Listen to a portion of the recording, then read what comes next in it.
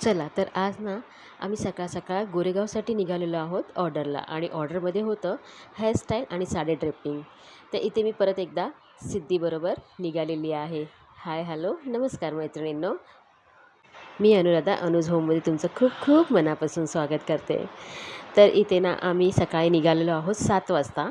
तर इथे 7 वाजता पण तुम्ही म्हणजे 7:30च्या आसपास आम्ही काहीतरी गोरेगावच्या आरे कॉलनी आहे ना तिथे पोचलेलो होतो आणि तिथे त्या ब्रिजवरती एवढा ट्रॅफिक की म्हणजे जवळजवळ 15 मिनटं आम्ही त्या ट्रॅफिकमध्येच होतो आणि ते पण एवढं सकाळचं.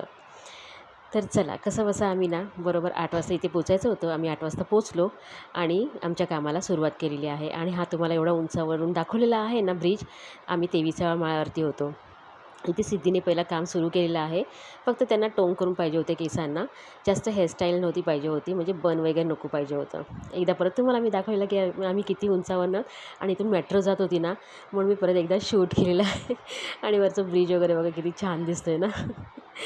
तर चला परत आपण कामाकडे वळूया. आणि साडीसाठी ना सिद्धी साडी हे करत नाही, म्हणजे ती साडी नेसवण्याचं काम करत नाही, फक्त ती मेकअप आणि हेअरस्टाईल करते. साडीसाठी वगैरे कधी असेल ना काम तर ती मला घेऊन जाते बरोबर. साडी मी त्या मॅडमला नेसवून दिलेली आहे आणि छान त्यांची हेअरस्टाईल वगैरे सिद्धीने केलेली आहे. त्याच्यानंतर त्यांचं थोडंसं फोटोशूट वगैरे केलेलं आहे आणि सिद्धी तिच्या जॉबसाठी निघून गेलेली आणि मी ना पहिल्यांदा एकटी मेट्रोनी इथे आज जाणार आहे घरी.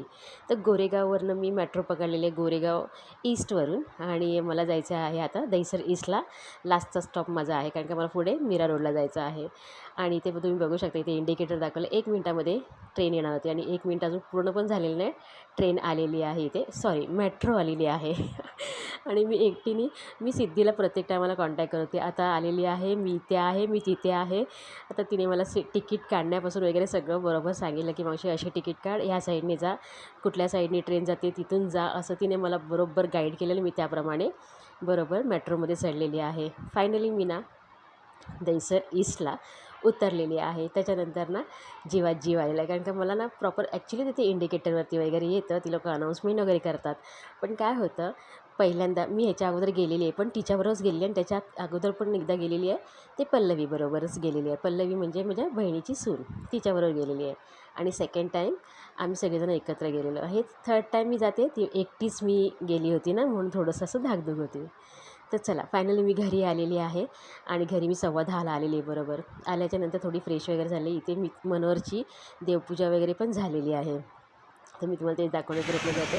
म्हणजे आल्याच्यानंतर सगळं घर किती मस्त असं प्रसन्न जी कामं असतील ना ऑर्डर वगैरे खोल ग इतकं बरं वाटतं ना, फटाफट कामं वगैरे करून घरी यायचे दिवस पूर्ण मिळतो. पण हा क्वचित म्हणजे वगैरे असेल ना तरच मला सकाळची वगैरे छोटासा मला पाहिजे होता, मला छोटा खूप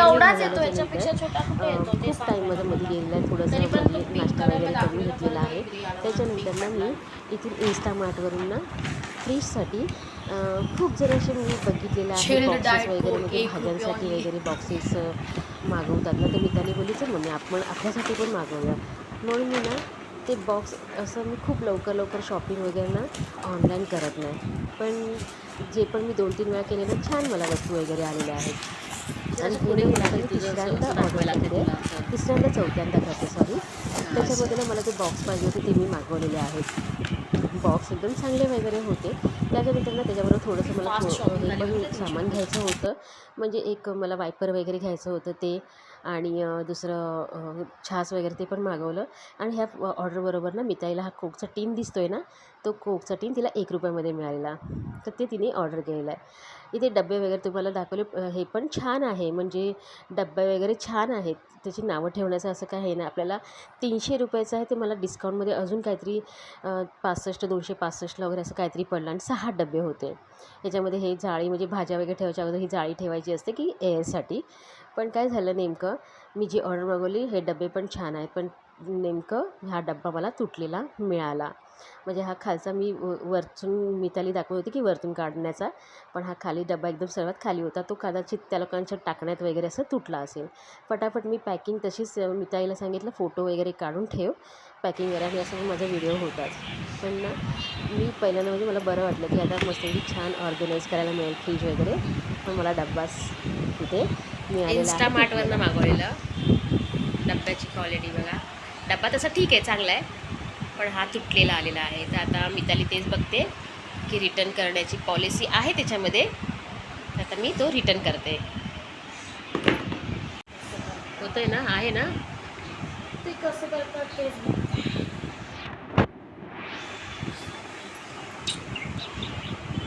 तर इथे ना फायनली रिटर्न करण्याची पॉलिसी तर त्यामध्ये होतीच, पण ते मितालीला पहिल्यांदा रिटर्न म्हणजे अजूनपर्यंत जी पण वस्तू मागवलेली ना चांगली होती, त्याच्यामुळे ना काही टेन्शन नव्हतं रिटर्न करण्याचं. आता रिटर्न कसं करायचं ते तिने पूर्ण वाचून वगैरे घेतलं. शिक्षणाचा असा उपयोग केव्हा तरी होतं. मला काहीच आयडिया नाही ह्याच्यातली. ऑर्डर कसं करायचं, परत हे कसं रिटर्न वगैरे कसं, मला काहीच आयडिया नाही. तर इथे छान म्हणजे तिने सगळं वाचून वगैरे सगळं घेतलं. त्याच्यामध्ये तिला समजलं की रिटर्न कसं करायचं. तिने रिटर्न करण्याचं म्हणजे ऑर्डर ती हे केलेली आहे, रिटर्न करण्यासाठी टाकलेली आहे. त्याच्यानंतर मी इथे हा वायपर घेतलेला आहे ना, मला पाहिजे होता. एक माझ्याकडे अगोदर वायपर होता, पण तो मी ना टॉयलेट वगैरे साफ करण्यासाठी, म्हणजे फ्लोअर असतो ना टॉयलेटचा वगैरे, तो क्लीन ठेवायचा असतो म्हणून त्यासाठी मी टॉयलेटमध्ये ठेवला आहे. आता हा मी दुसरा वापरलेला म्हणजे मागवलेला आहे तो किचनसाठी. छान मस्तपैकी मी ना पहिला बघितलं, खूप सारं पाणी टाकलं आणि बघितलं की पाणी चांगलं निघतं का. तर छान म्हणजे सगळं माझं हे प्लॅटफॉर्म आहे ना छान क्लीन झालं होतं त्याने, म्हणजे छान पाणी निघालं होतं. ते एक मला मस्त आवडलेलं. त्याच्यानंतर ना आता इथे मी ना जेवणामध्ये एकदम साधं सिंपल भात बनवलेला आहे आणि इथे हिरवा वाटाणा आणि आपला म्हणजे ग्रीन पीस असतो ना तो, मटार आणि बटाट्याचा रस्सा भाजी बनवला आहे एकच. त्याच्याबरोबर दुपारसाठी छास. सकाळसाठी मी ना नाश्त्याला चपाती आणि भुर्जी केली, पण भुर्जी मी नॉनव्हेज खाऊ शकत नाही, कारण की मला नित्यसेवेचं पुस्तक तुम्हाला आधी पण सांगितलेलं, नित्यसेवेचं पुस्तक वाचायचं असतं ना, ते वाचल्याशिवाय मी नॉनव्हेज खात नाही. आणि असं पण मला आज संध्याकाळी ना आमच्या केंद्रामध्ये सत्यनारायणची पूजा आहे, तर तिकडे आम्हाला जायचं होतं म्हणून मी नॉनव्हेज खाल्लं नाही. तर इथे मस्तपैकी जेवण वगैरे झाल्याच्यानंतर थोडंसं किचन वगैरे क्लीन करून घेतलं आणि ना माझी नेल्स कटिंगचं माझं आता हे काम चाललेलं आहे.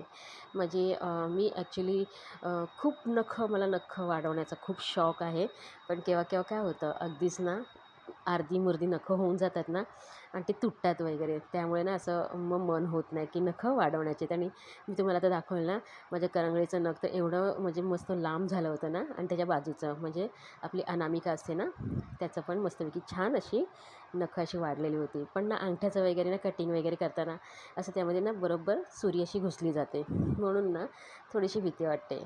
म्हणून मी नखं वगैरे आता सगळे दोन्ही हाताची म्हणजे जी नखं आहेत ना ती मी छान अशी कट करून घेतलेली आहेत. उजव्या हाताचं मी पूर्णच कट करून घेतलेले आहेत आणि डाव्या हाताची थोडेसे ट्रिम केलेले आहेत आणि थोडे थोडे ठेवलेले आहेत एकदमच कापू शकत नाही म्हणून. इथे पायाची पण मी नखं वगैरे क्लीन करून घेतलेली आहेत. खूप टाईम झाला आहे मला पेडिक्युअर करायचं आहे पण मला ना अजिबात टाईम मिळत नाही आहे. आणि मिळाला ना तरी पण असं ना थोडासा आळसपणा करते की आता राहू दे, मी नंतर करेल, आता राहू दे, नंतर करेल. पण त्याची पण म्हणजे पायाची नखं वगैरे वाढलेली असतात ना, मग केव्हा केव्हा ते ना असे शूज वगैरे घालते, मग इरिटेट होतात ते पायाला. त्याच्यामुळे ना मी मस्तपैकी पायाची पण नखं अशी क्लीन कट वगैरे करून त्याला थोडंसं शेप वगैरे दिलेला आहे. फायनली मस्तपैकी हातांची आणि पायांची नखं अशी चाकटून टाकलेली आहेत आणि ना त्याच्यानंतर मग माझी बॅग वगैरे जागेवर ठेवलेली आहे. इथे भरपूर नखं वगैरे पडले, ती पहिला जागा सगळी छान क्लीन वगैरे करून घेतलेली आहे. आणि त्याच्यानंतर ना मी डायरेक्ट आता हे तुम्हाला दाखवते ते संध्याकाळचं जेवण बनवण्याचं काम. म्हणजे मला मंदिरात पण मी तुम्हाला मगाशी सांगितलं ना, मला ना मंदिरात जायचं होतं, त्याच्यामुळे ना मी लवकर जेवणाला लागली होती. आणि इथे मी जेवणामध्ये ना भाकरी आणि दुसरं काहीतरी ना जे पण थोडंसं उरलेलं आहे ते मिताली काहीतरी बनवेल. आणि मला आता ना ॲक्च्युली भाकरी ऑर्डरची म्हणजे द्यायची होती, कोणी मागवलेल्या होत्या मला 2-3 भाकऱ्या, त्या भाकऱ्या मला द्यायच्या होत्या आणि घरामध्ये पण मी बनवून ठेवल्या होत्या घरासाठी. तर इथे मनोहरला भूक लागली होती म्हणून त्याला बोलली ठीक आहे, मी तुला अंड्याची पोळी बनवून देते आणि भाकरी बनवून देते, तर तू, आणि दुपारचा भात वगैरे आहे आणि डाळसुद्धा आहे, तर तू जेवून घे. नंतर मिताली काहीतरी आयुष आणि स्वतःसाठी मिताली म्हणजे काहीतरी दोघांसाठी बनवेल.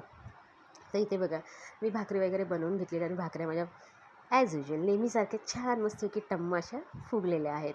जोपर्यंत भाकरी वगैरे फुगत नाही किंवा चपाती एखादी जरी माझी चपाती फुगली नाही ना, की माझं लगेच मन नाराज होतं की अरे आज चपाती का फुगत नाही आहे, काय पीठ मळण्यात गडबड झाली का. केव्हा केव्हा घाई होते ना, पीठ लगेच मळल्याच्या नंतर ना लगेच जर चपात्या बनवायला घेतल्या तर मोस्ट ऑफ ना चपात्या फुगत नाही.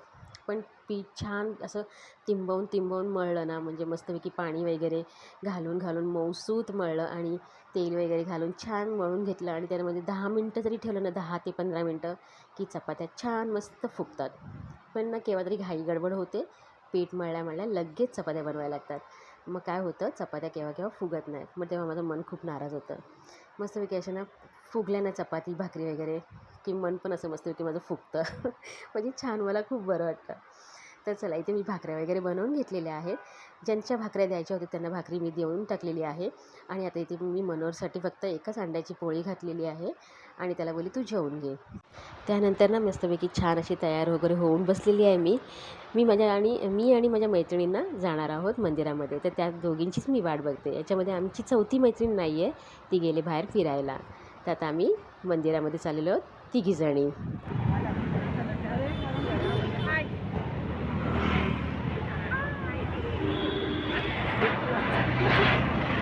तिकडचं पण करा छान छान. हो करतो स्नान झाल्याच्या नंतर देवपूजेला लागतो. का लागतो? रात्री झोपल्याच्या नंतर काही कारणास्तव आपलं शरीर अशुद्ध होत असेल, विटाळत असेल, त्यामधून दूर होण्यासाठी आपण स्नान करतो. मंदिरामध्ये गेल्याच्या नंतर ना इथे कीर्तन चालू होतं आणि आम्हाला माहितीच नव्हतं, नाही तर आम्ही खरंच लवकर निघालो असतो. कारण का कीर्तन वगैरे ना मी टी व्हीवरती वगैरे खूप ऐकलेलं आहे, पण असं प्रत्यक्षात कधी बघितलेलं नव्हतं. इथे आम्ही थोडा टाईम कीर्तन वगैरे ऐकलं आणि इथे समोरच मंदिर आहे, तिथे आम्ही छान दर्शन वगैरे घेतलं आणि तुम्हाला मी आतून पण दाखवते. पण पहिला बाहेरचं दाखवते. इथे मस्तपैकी ना आदल्या दिवशी शिवजयंती होती ना, छत्रपती शिवाजी महाराजांची जयंती होती. तर ती इथे मस्तपैकी मोठाच्या मोठा पोस्टर लावला होता शिवाजी महाराजांचा आणि आतमध्ये मंदिरामध्ये सगळी ना पूजेची वगैरे तयारी करून ठेवली, कारण का दुसऱ्या दिवशी पूजा असते इथे. ते तुम्हाला गाभाऱ्यामध्ये दाखवते. आतमध्ये बाहेरच्या साईडला इथे सत्यनारायण मांडलेला आहे आणि आतमध्ये आमची जेव्हा इथे म्हणजे तुम्हाला आधी पण दाखवलेलं आहे आणि लास्टच्या सेकंडलाच व्हिडिओ माझा आहे कदाचित, की मी इथे ह्या मंदिरामध्ये आरती नैवेद्य वगैरे घेतलेले आहे स्वामींचं. ते इथेच ह्याच मंदिरामध्ये स्वामीचं फोटो आहे बाजूला, मध्ये साईबाबांचा फोटो आहे, साईडला असंच पोस्टर विठ्ठल रखुमाईचा आहे आणि बघा किती छान मंदिर सजवलेलं आहे. छान दर्शन वगैरे घेतला, प्रसाद वगैरे घेतला आणि आता आम्ही हा ना महाप्रसादासाठी लाईन लावलेली आहे. तर छान आजचा व्हिडिओ असा शॉर्टकट बनवलेला आहे. जर तुम्हाला आवडला असेल ना तर लाईक शेअर सबस्क्राईब करायला विसरू नका. बाय.